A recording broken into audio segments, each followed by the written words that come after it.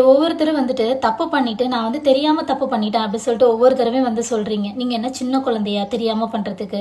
எத்தனையோ பேர் சொல்லியிருப்பாங்க இந்த தப்பை பண்ணாத அப்படின்னு சொல்லிட்டு. அப்பெல்லாம் இருக்காத புத்தி இவங்களுக்கு தெரிஞ்ச உடனே அந்த தப்பை திருப்பி கேட்பாங்களே, ஏன் இந்த மாதிரி பண்ண அப்படின்னு சொல்லிட்டு அவங்க உங்ககிட்ட பேசும்போது அவங்களோட ஃபீலிங்ஸை புரிஞ்சுக்கிட்டு இறங்கி இல்ல நான் தெரியாம தப்பு பண்ணிட்டேன் அப்படிங்கிறதுல என்ன நியாயம்? நான் ஒண்ணு கேட்கிறேன், அவங்கள்ட்ட பேசும்போது அவங்கள்ட்ட பழகும் போது அவங்களை ஏமாத்தும் போது உங்க மனசாட்சி கொஞ்சம் கூட உறுத்தாதா? நம்ம தப்பு பண்றோம், இவங்களை ஏமாத்துறோம் அப்படிங்கிறது தெரியும். அந்த மாதிரி பர்சன் மட்டும் தயவு பண்ணி மன்னிக்காதீங்க. ஏன்னா இங்க தெரியாம பண்றதுக்கு மட்டும் தாங்க மன்னிப்பு. தெரிஞ்சே பண்றவனுக்கு எதுக்காக மன்னிக்கணும்? ஒரு தடவை மன்னிக்கலாம், 2 தடவை மன்னிக்கலாம். ஒவ்வொரு தடவை மன்னிச்சிட்டே இருந்தீங்கன்னா அப்புறம் எதுக்கு நீங்க மனுஷனா வாழ்றீங்க?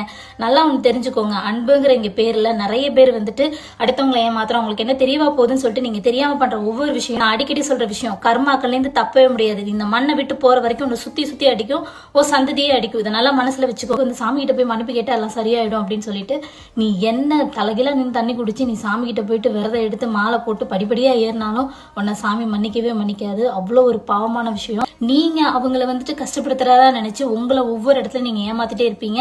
இது உங்களுக்கு ஸ்டார்டிங்ல தெரியாது. ஸ்டார்டிங்ல நல்லா தான் இருக்கும். ஓகே, இவனுக்கு என்ன தெரியவா போகுது, இவளுக்கு என்ன தெரியவா போகுது அப்படின்னு. ஆனா போக போக நீ ஒன்னையே அறியாம நிறைய விஷயங்களை கஷ்டப்படுவ. ஆனா நீ எதுக்காக கஷ்டப்படணும் உனக்கு தெரியாது. அந்த நம்பிக்கை துரோகத்தை மட்டும் தயவு பண்ணி பண்ணாதீங்க.